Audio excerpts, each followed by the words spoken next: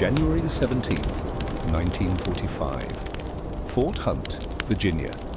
The military sedan rolled through iron gates, slick with freezing rain. Inside, General Lieutenant Friedrich von Mellenthin sat rigid, his once pristine Wehrmacht uniform now faded and creased from weeks of captivity. His hands, which had once directed panzer divisions across the sands of North Africa, now rested motionless on his knees. Through the frosted window, he watched American soldiers, boys really, laughing as they unloaded crates from a truck. One of them was eating an orange in January. Von Mellenthin had not seen fresh fruit in 2 years. The car stopped before a colonial-style building that might have been a country estate in another life. An American captain opened the door, his breath clouding in the cold air. "General," he said, simply, gesturing toward the entrance. No rifle muzzle at his back, no shouted commands. Von Mellenthin's throat tightened. In Prussia, they had taught him 18 ways to die with honor. None of his training had prepared him for courtesy. This moment, this quiet, unsettling moment, would be replicated in dozens of Allied interrogation facilities across Europe and the Pacific in the final months of World War II. High-ranking Axis officers, men who had commanded armies and signed death warrants, found themselves guests rather than prisoners. What followed was not an act of weakness, but a calculated demonstration of power far more devastating than any firing squad. The Americans were about to prove that ideology could be defeated not with bullets, but with butter. By early 1945, the Allied advance had captured thousands of German and Japanese officers, many of them senior commanders with intimate knowledge of Axis strategies and capabilities. Military intelligence agencies, the Office of Strategic Services in America, MI6 in Britain, faced a critical question: how to extract information from men trained to resist torture, men who expected to die as martyrs for their cause. Traditional interrogation methods had proven frustratingly ineffective. Nazi officers, in particular, had been conditioned to endure physical hardship. Pain confirmed their narrative of Allied barbarism. Suffering became validation. The solution came not from intelligence manuals, but from understanding the foundational lie upon which fascism had been built. For 12 years, Nazi propaganda had told the German people that democracy was weak, that abundance led to decadence, that the Aryan warrior was superior to the soft, mongrelized masses of America. Joseph Goebbels had sneered at American plenty as the disease of materialism. Japanese military doctrine taught soldiers that Americans were spiritually hollow, obsessed with comfort, incapable of the sacrifices required for true glory. Both Axis powers had staked their entire ideological framework on the assumption that deprivation created strength, that suffering forged steel. The Allies decided to destroy that lie with the truth. When von Mellenthin entered the dining room at Fort Hunt, he stopped so abruptly that the officer behind him nearly collided with his back. The long mahogany table was set for 12, white linens, crystal glasses catching the light from a chandelier that had somehow survived wartime rationing. And the food, God in heaven, the food. A glazed ham at the table's center, its surface studded with pineapple rings and cloves, bowls of mashed potatoes with butter pooling in their centers, green beans almondine, fresh bread, he could smell the yeast, with more butter in small porcelain dishes. A cake stood on the sideboard, its chocolate frosting impossibly smooth. Around the table sat other German generals, men he recognized. General Major Wilhelm Ritter von Thoma, captured in North Africa. General der Panzertruppe Leo Geyer von Schweppenberg, taken in France. Each wore the same expression. Disbelief, struggling against disciplined composure. They had been summoned here separately, each one preparing for interrogation, possibly execution. Instead, they found abundance so casual it seemed obscene. An American colonel stood at the head of the table, tall, his uniform pressed to parade ground precision. "Gentlemen," he said in accented but competent German, "please sit, you must be hungry." It was not a command, it was an invitation. This was the moment of cognitive fracture. Von Mellenthin had spent 4 years watching the Wehrmacht's supply lines stretch and snap. He had ordered his men to quarter rations, then eighth rations. He had seen soldiers fight over potato peels. The Afrika Korps had been legendary not for its armor, but for its ability to endure thirst.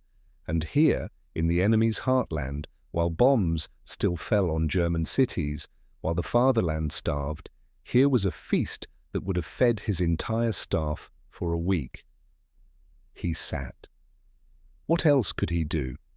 The dinner strategy was implemented across multiple Allied facilities, each iteration carefully documented by intelligence officers who understood they were conducting psychological warfare at its most sophisticated level.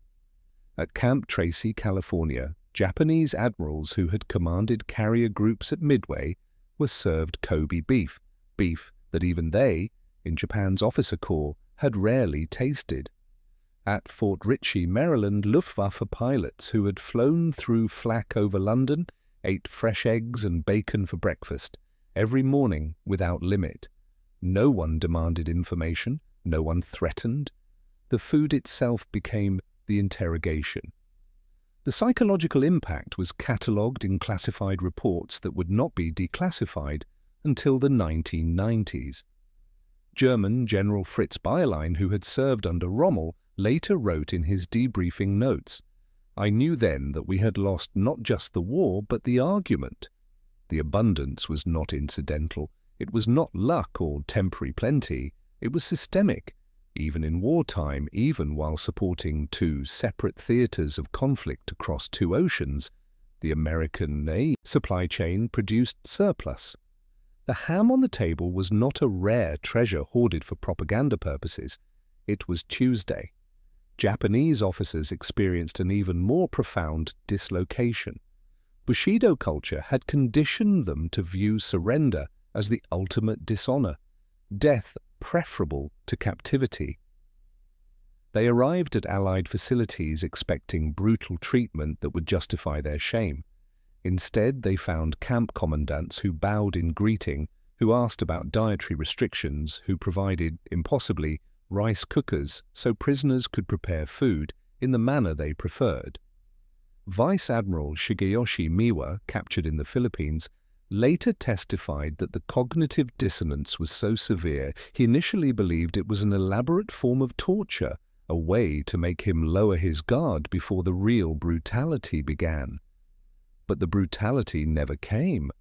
Only more food.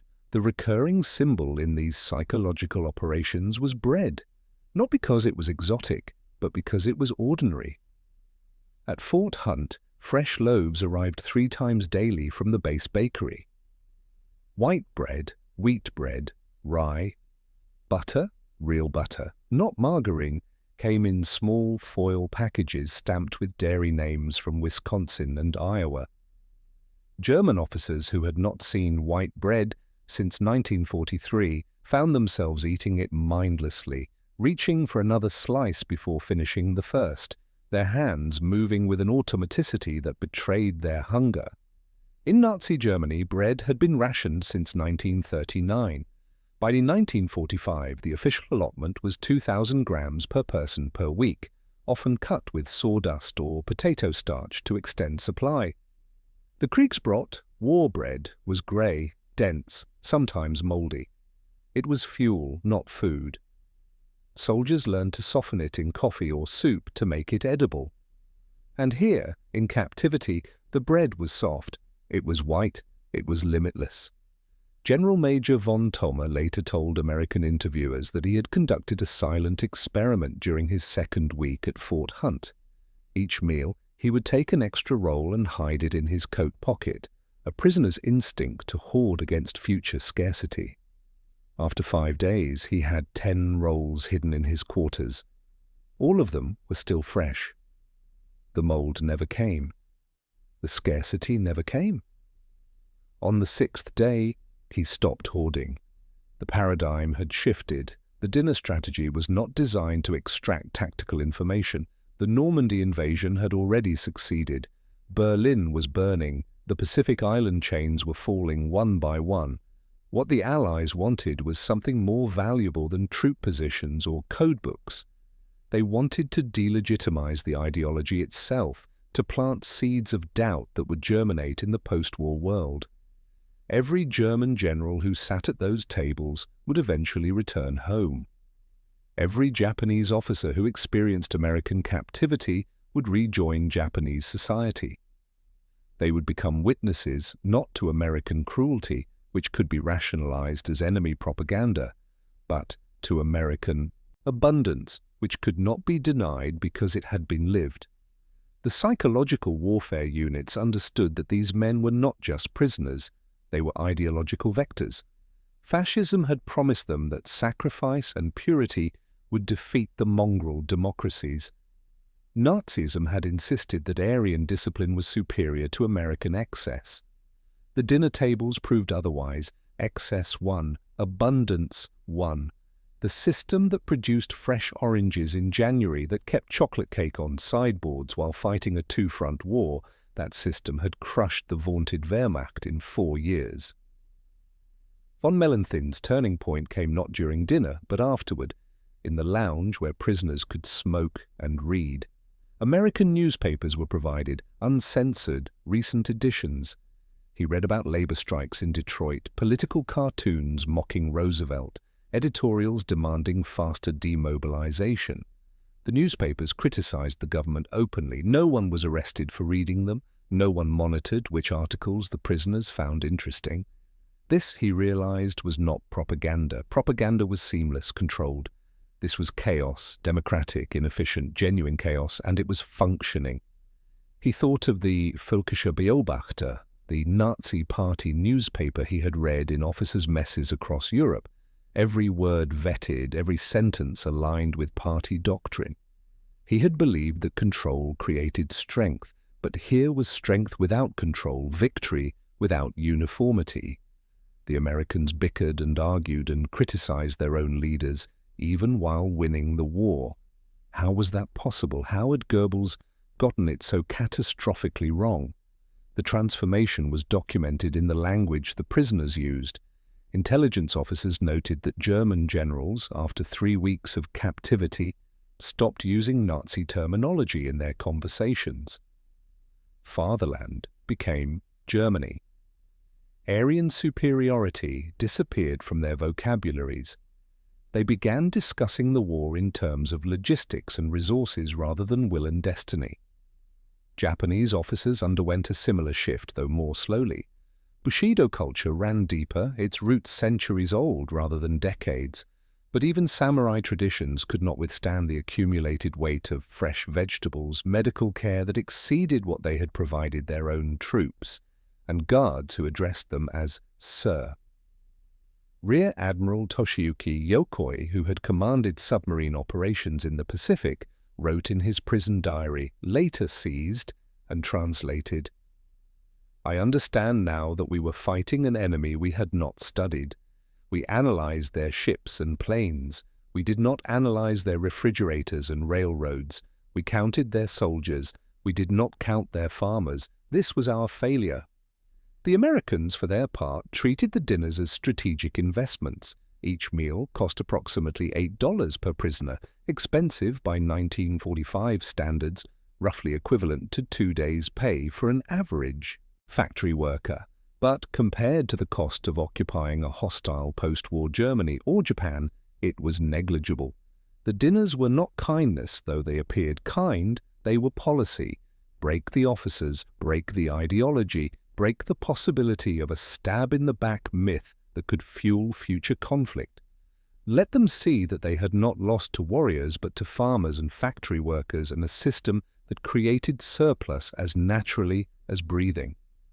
The epilogue to these psychological operations played out in unexpected ways.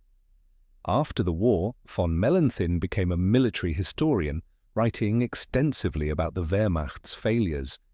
His books, translated and studied in military academies worldwide, contained a recurring theme.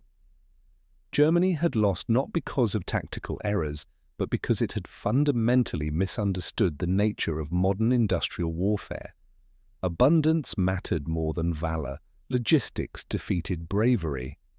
In one passage, describing the Allied breakout from Normandy, he wrote, "We were still thinking in terms of Napoleon when we should have been thinking in terms of Henry Ford." Japanese officers faced a more complex repatriation. Many committed suicide rather than return home, defeated.